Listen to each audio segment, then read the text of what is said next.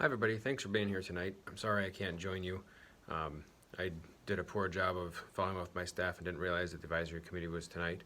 But I want to thank you for being here. What you guys do at the meeting is very important to our curriculum and to the future of our programs, to make sure that what we're offering is viable for the local community and for statewide, so we're turning out useful employees.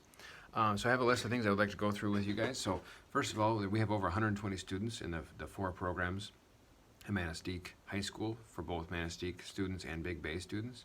Some changes we made this year is we took the PDAD, which was Product Design and Development class, away from Manistique schools due to low enrollment. We brought them over to Escanaba.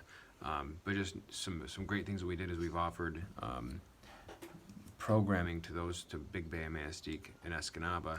If we don't offer it at Manistique, if the student's able to come over here, they can do that. We have two students from Big Bay who come over to the Delta Center to take some CTE classes.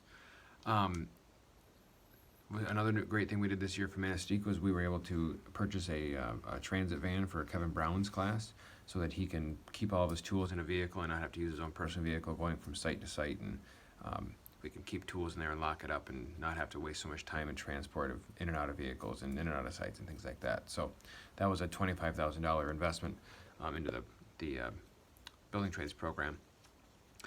So looking forward, we look to make some more improvements into the auto and welding shop and health occupations if we can. Some big things that you guys need to work on tonight is we're working on early middle college programs for all of our programs in Manistique as well. So the new ones for over there are just going to be pretty much health occupations. Welding and auto already have early middle colleges. But during the meeting, you guys will need to talk about that and talk about the programs of study for students, how many students we have enrolled. I believe right now we only have one student enrolled in the auto and one student enrolled in the welding early middle college. But it's still a great opportunity for students to get a year of college paid for at Bay College. I'm just going down my list here. We're going to also start, right now we articulate credits at Bay College in Northern and Ferris.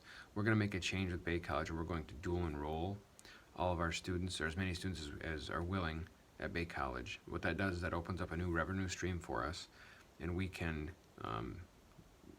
take advantage of quite a lot of state funding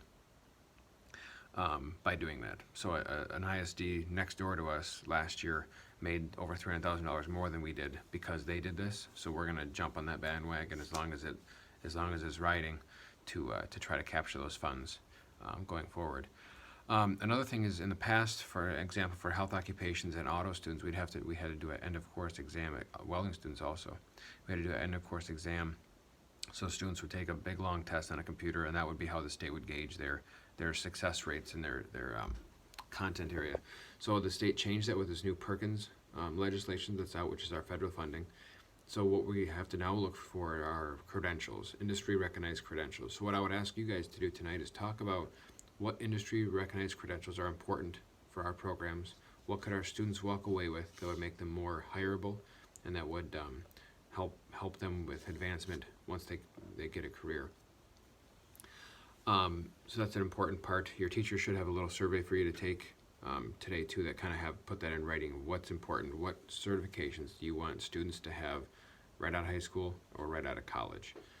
That's not a degree. What kind of like certification that they can show you? Skill cert. We started a program last year called CT Certified in the Delta Center. We're going to expand that over to Manistique Center this year. That's where we have the national statistics tell us that out of 100 students, this is easy to make the math easy. If there's 100 students in a class in a freshman year, in the senior year, 80 of them will graduate.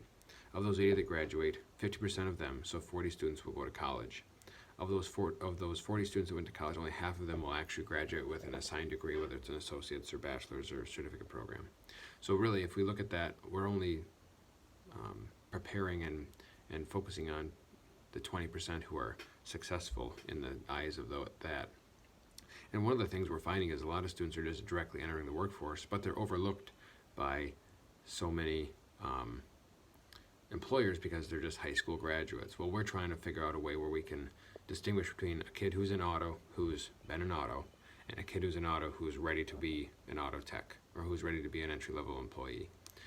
So look for CTE certified letters and student lists coming up so we can say this kid's ready to enter the workforce, he's going to enter the workforce, and you might want to spend your time and take a chance on a high school kid, because we find talking to employers that you might be missing out on students because they feel like they can't have a job here because they're just a high school kid. So they leave, go down to Green Bay, go to Marquette, go down state, when really the same jobs that they're getting down there are here, but we may not be valuing a high school student and their skills. So we're trying to set them apart in some way.